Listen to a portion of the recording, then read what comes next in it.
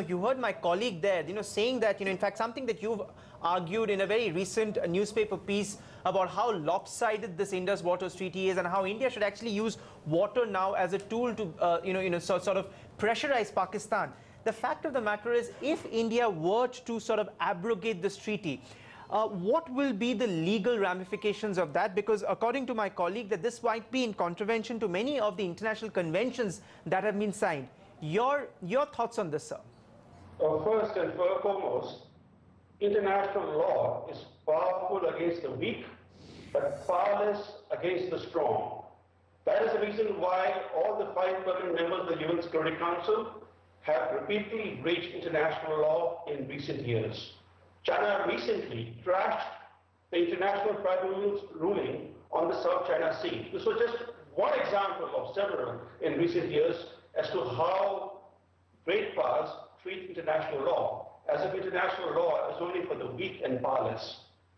But speaking strictly from the international law perspective, the Vienna Convention on the Law of Treaties recognizes that because a nation state enters into international legal obligations voluntarily, a nation state should also have the right to international law to withdraw from its obligations voluntarily.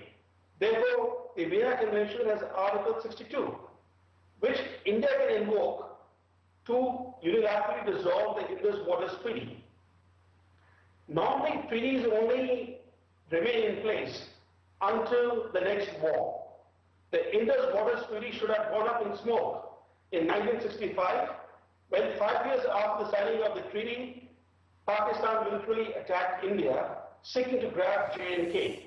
India was generous in water allocations to Pakistan in 1960, reserving more than 80% share of the total waters of the Indus River system, because India believed that it was creating water for peace. So when Pakistan attacked India in 1965, this treaty should have gone up in smoke. But it survived 65, it survived the 71 war, and it survived the Kargil war because of India. Not because the treaty is strong. There's nothing inherently strong about the treaty. It's because India decided to respect the treaty irrespective of Pakistan's aggression. Now, after 56 years of water generosity by India on an unparalleled scale, it is time for India to review it.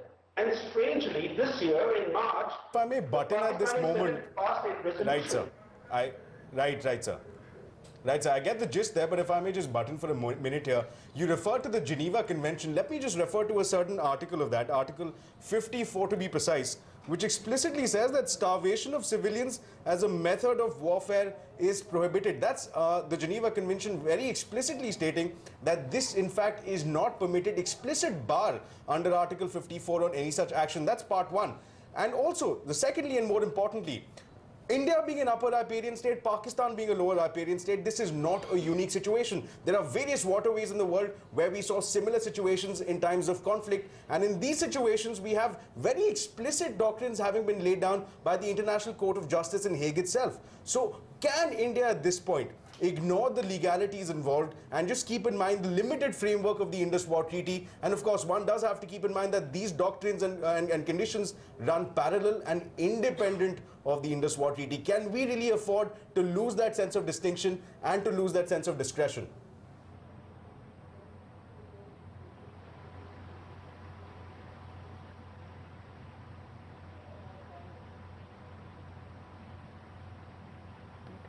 Mr. Chellaney, if you can hear me? Yes, I can hear you. So the question that I had asked was that there are very explicit international conventions. Article 54 explicitly disallows any such move. Public starvation is something that has been explicitly barred. There are extensive rulings by the International Court of Justice. Can we for a minute here even assume that these do not exist? Can we lose that sense of distinction, that they exist in a parallel universe and that they apply independent of the Indus Waters Treaty? Well, first and foremost, the Geneva Convention is not applicable to treaties. The Vienna Convention is applicable to international treaties and to the rights and obligations of nation states. But more importantly, what is the central treaty between India and Pakistan? It's not the Indus Treaty. is the peace treaty signed at Simla in 1972, the treaty that Pakistan refuses to respect. The two key provisions of the Simla treaty are, one, that the line of control will not be violated, and two, all disputes between the two countries will be resolved bilaterally. These two central pillars of Simla Agreement, Pakistan refuses to honor. The Simla Agreement provides essential basis for all peaceful cooperation, including on the sharing of river waters. When Pakistan violates the Simla Treaty, the central treaty governing relations on the subcontinent, how can Pakistan expect selectively that India will honor the terms and conditions of the world's most generous water-sharing arrangement? The world's most generous water-sharing arrangement its future hinges on Pakistan observing international norms of good neighborly conduct. If Pakistan insists on being a rogue nation, on exporting terrorists to India and Afghanistan, it cannot expect eternal Indian water generosity. Right. Mr. Chellaney, if, one quick question and sort of taking a bigger picture, of what's happening and this larger debate about whether India should be abrogating this treaty or not. The fact that this message has come up and, the government is seriously contemplating it. The Prime Minister actually, took a high-level meeting today. Is this now a sort of a tacit acknowledgement that military intervention or a military option is not a solution? We need to look at, non-military ways to actually pressurize Pakistan. That premise of your question is right. You should attack an enemy state only when that state is not expecting to be attacked.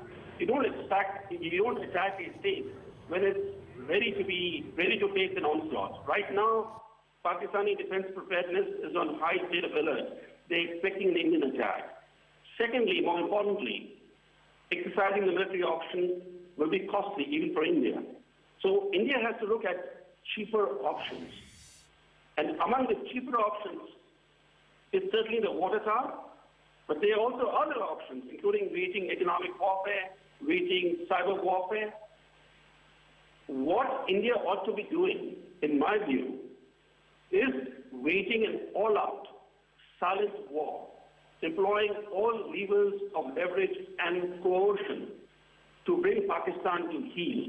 And in that larger picture, using the Indus Waters Treaty to build pressure on Pakistan, right. Using the treaty as a source of leverage, right, does make sense.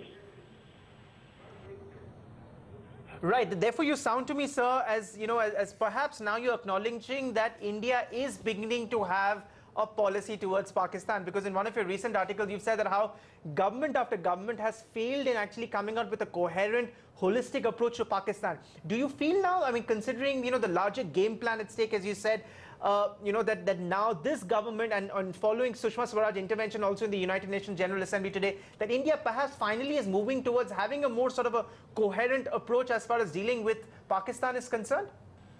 I hope so, but I won't bet on that. Reason being is that if you look at India's Pakistan policy over the last 25 years at least, that policy has not been consistent even for 1 year.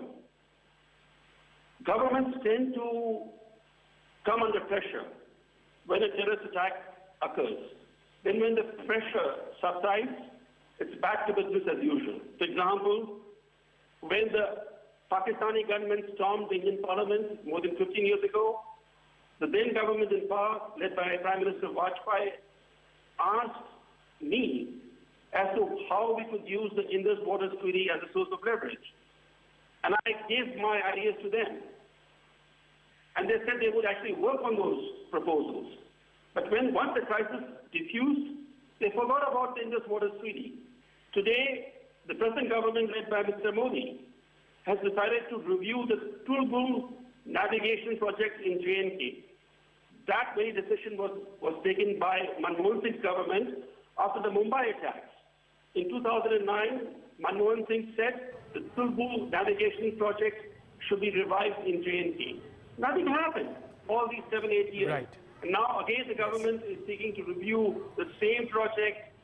I think what is important now, which is new, is that the government of India, for the first time, after 56 years of water generosity towards Pakistan, has decided to review the terms and conditions of the Indus Waters Treaty and look at ways they can use this treaty to build pressure on Pakistan.